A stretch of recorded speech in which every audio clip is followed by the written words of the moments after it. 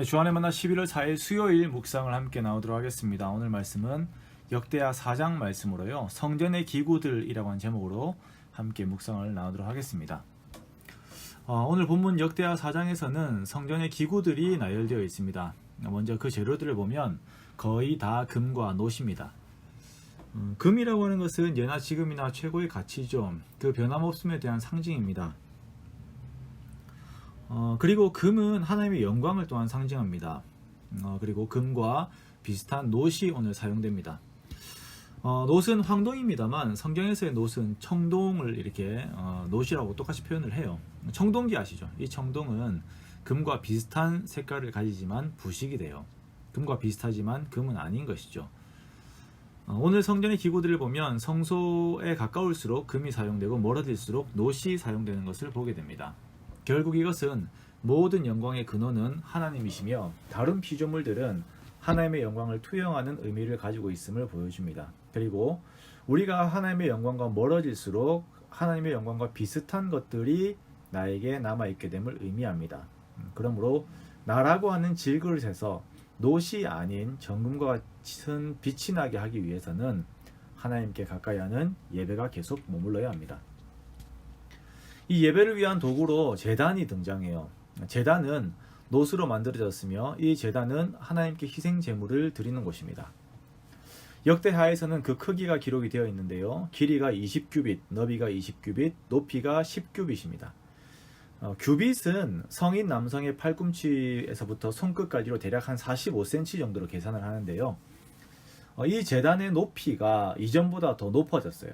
광야 성막에서는 3규빗이었는데 7규빗이 더 높아졌습니다. 그리고 에스겔에서의 묘사를 보면 이 제단이 높아질수록 좁아지는 탑 모양을 하고 있습니다.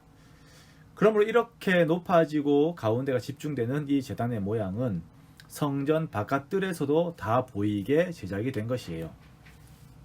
이렇게 제작한 이유는 눈에 잘 보이게 하는 의미, 즉 전체적인 선언이자 공식적인 공포예요. 제단의 제사는 십자가의 희생 제사를 의미하는 것입니다. 이것이 공식적으로 선언이 되어야 하는 것입니다. 광야에서 뱀에 물린 이스라엘 백성들을 살리기 위해서 만들어진 놋뱀이 높이 들린 것처럼 예수님께서 골고다 언덕에 십자가에 높이 들리셔서 예수님의 죽으심으로 우리가 용서함을 받았다라고 하는 이 사실이 널리 알려지는 의미에서 이 제단은 가장 높이 들려지고 성전에서 가장 눈에 띄는 곳이 된 것입니다. 예수님으로 인해서 우리가 하나님과 화목하게 된 이 진리는 널리 알려져야 하며 주일에 나눈 것처럼 우리는 화목하게 하는 직분을 열심을 다해서 감당을 해야 합니다. 자, 제단을 보았고 두 번째 함께 볼 기구는 물두멍입니다. 제단이 속죄의 죄 씻음이 이루어지는 곳이라면 물두멍은 이미 죄 사함을 받은 사람들이 하나님 앞에 나아갈 때에 자신을 정결하게 하는 기구입니다.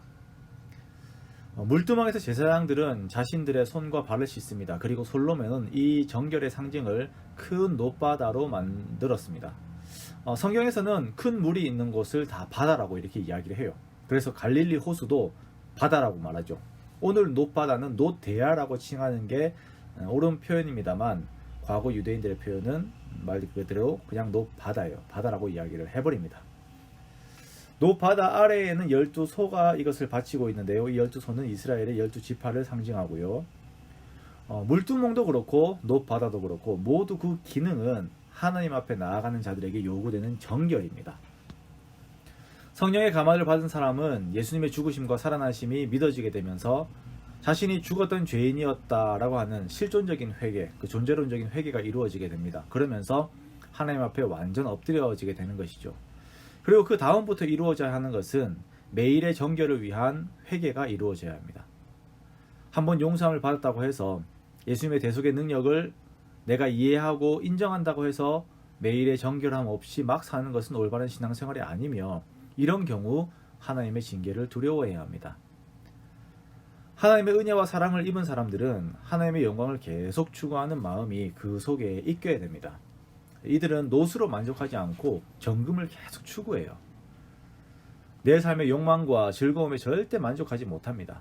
이미 예수님의 영광을 맛보았기 때문에 죽을 때까지 그것을 추구하며 살게 됩니다. 이러한 귀한 가치를 알게 되었다는 것이 우리의 입장에서는 어마어마한 은혜입니다. 그래서 이 영광을 위해서 우리가 계속 정결을 이루어가는 것입니다. 우리가 이렇게 하고 있는 경건의 시간에 나 자신을 돌아보고 회개하고 다시 하나님의 영광으로 나아가는 것, 이것이 제단과 물두멍과 놋바다를 통하여 우리가 돌아볼 수 있는 우리의 신앙 모습인 것입니다. 빈민가의 아이들은 오물투성이의 흙탕물에서 그 진흙들을 쥐고 노는 것에 만족합니다. 하지만 이 아이가 그 전에 알지도 못했던 좋은 리조트에 초대를 받았을 때에 먼저 그 진흙들을 깨끗하게 씻어야 합니다. 그런 것처럼 우리 또한 매일매일 하나님의 영광을 바라면서 우리 자신을 깨끗하게 합시다. 그리고 날마다 하나님의 영광을 또한 맛보면서 우리 속에 있는 소망의 힘을 더욱 키워 나아가기 원합니다.